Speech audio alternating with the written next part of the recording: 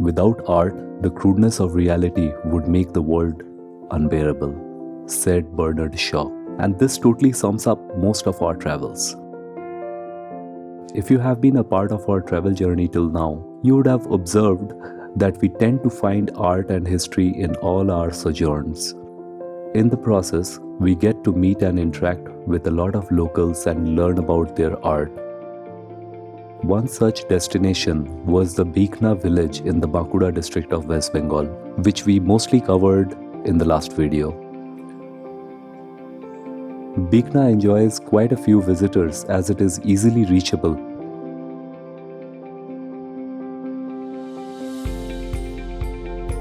The women in all the houses display the beautiful articles in front of their houses for sale. They attend the visitors with warmth and confidently engage in conversation related to art and how they practice it shoulder to shoulder with their male counterparts. Extensive travel expeditions of this tribe over central and eastern India has resulted in the widespread popularity of the art form. The lost wax technique for casting of copper-based alloys has traces in China, Egypt, Malaysia, Nigeria, Central America and other places. A visit to this place just summarizes the inheritance of creativity, skills and aesthetics through generations. পালং শাক নাকি গো?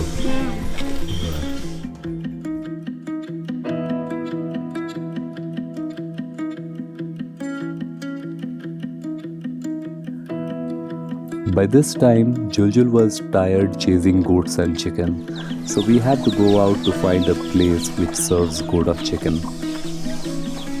As a part of our quest to see the quote-unquote seeable places of South Bengal over idle weekends, we pushed a little further to Bishnupur. Zulu কি খেতে চলেছে? জানি না। জানি না? না। রসগোল্লা খাবি? না। কচুরি খাবি? না। চিংড়ি মাছ খাবি?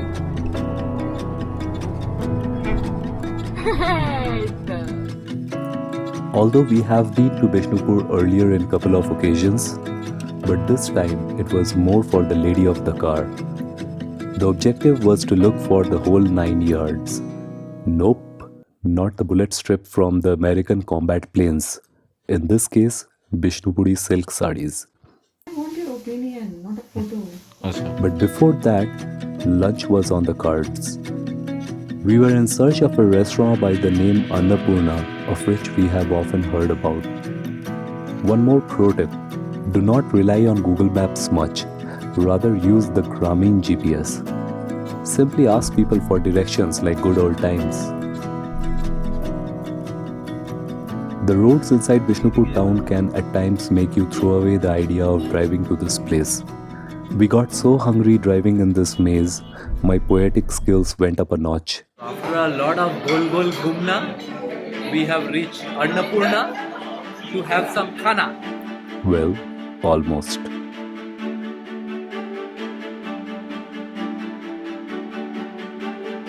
Kashmiri pulao, handi chicken, mutton duck bungalow, naan for Juljul. Butter naan for Juljul.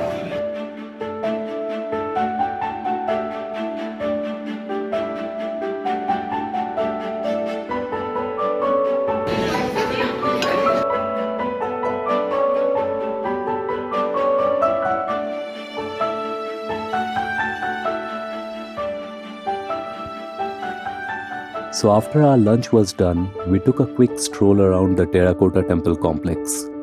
But for its beautifully made terracotta temples, approximately 30 in all, Bishnupur town would have been a very insignificant, obscure and impoverished little town in the industrially backward Bankura district.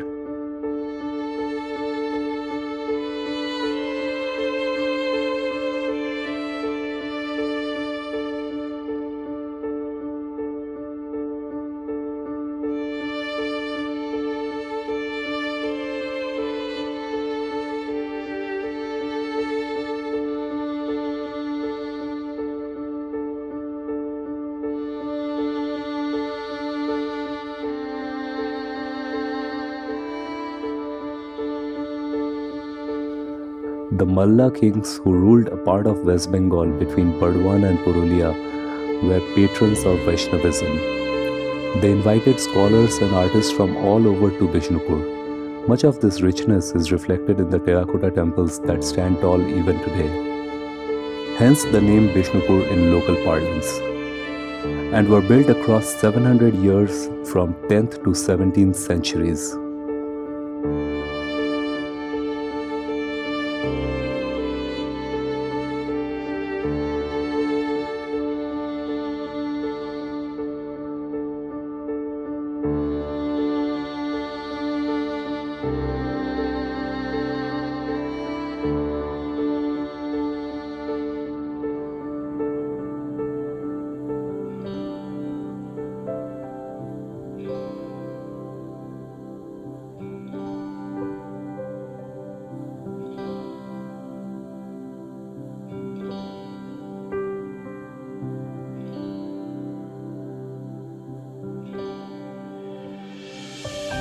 The royalty being Vaishnavites, all the temples are essentially Radha Krishna temples.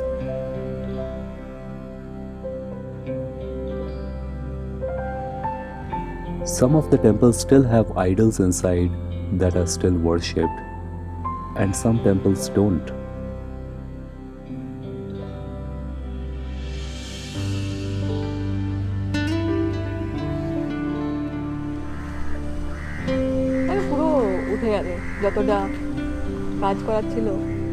The intricately carved terracotta panels on the temple walls depict various scenes from Krishna's life, Ramayana and Mahabharata, not to speak of the various deities. There are many social issues as well that find place in these panels.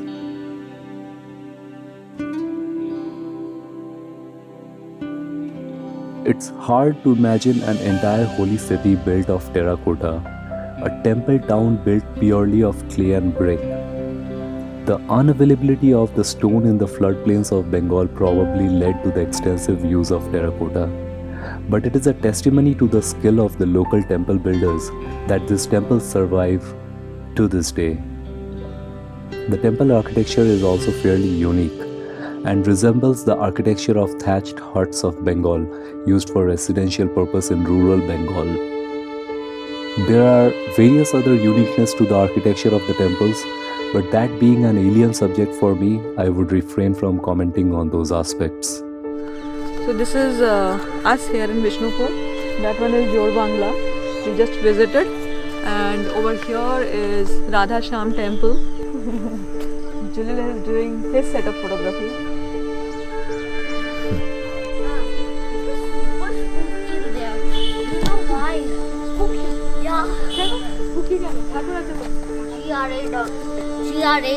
Graves. Graves? Graves কোথা থেকে আসবে এখানে পাগলা? All these temples are made of terracotta. So that is one of its kind, I guess. You will not get to see something like this in any other place, as far as I know.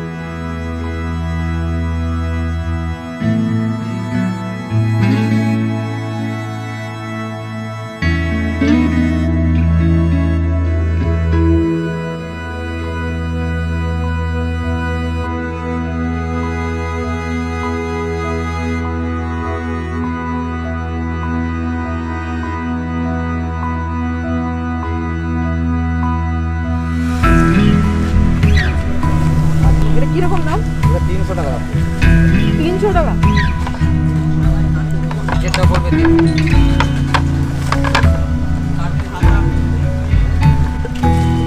শাকগুলো দেখছো? তাও দেখুন 130 টাকা। ছোট 40 টাকা। এই ছোটগুলো কিরকম?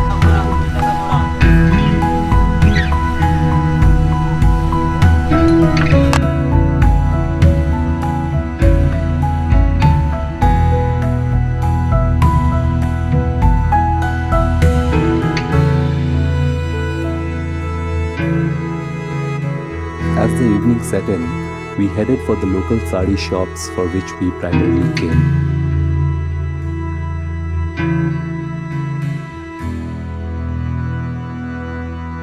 While the LOC or the lady of the car indulged in collecting artifacts, I spent some time talking to the craftsmen who weaved these beautiful 9 yards. Here I met Tarunda, who very kindly took me around his workshop and explained the entire process of making Baluchari sarees. Unfortunately, here the camera microphone conked off and took a break for the day. Anyway, what I understood from Tarunda is that the extraction of the first strand from the cocoon is a very tricky process. Once this single thread comes out, it is fed into a charkha machine and slowly they extract almost 200 meters of silk thread. These threads are so delicate that they cannot be used for weaving sarees. So 8 such threads are spun to form a single thread, which finally can be used for weaving.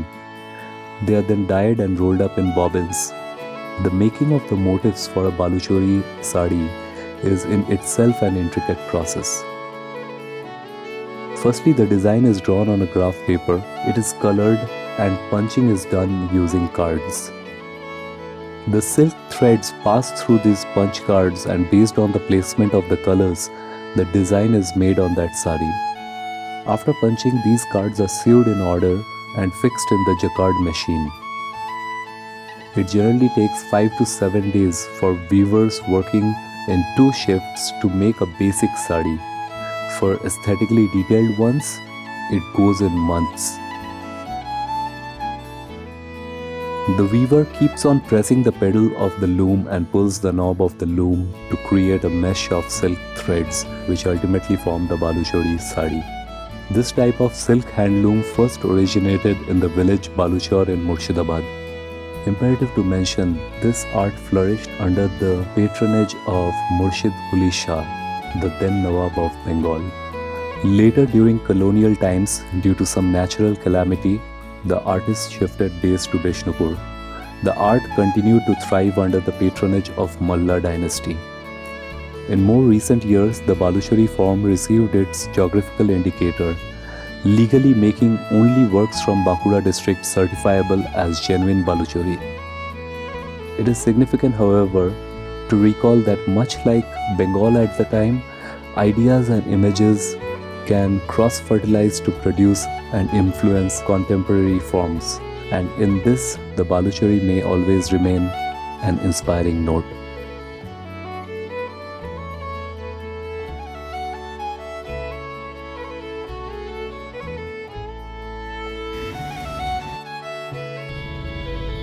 How was the day, Jojo? The day was awesome. Just the rain made it a little, Gummy bear? gummy, you can say so. We saw dokras, the process of making it. Then we even bought 2 dokras. One was a turtle and the there was a big one. I think it was a Durga. Now it's a beautiful night. The roads are awesome. We're going back home. It was an eventful day. At around 8 p.m. we left from Bishnupur to reach Durgapur by 9. A Saturday, very well spent.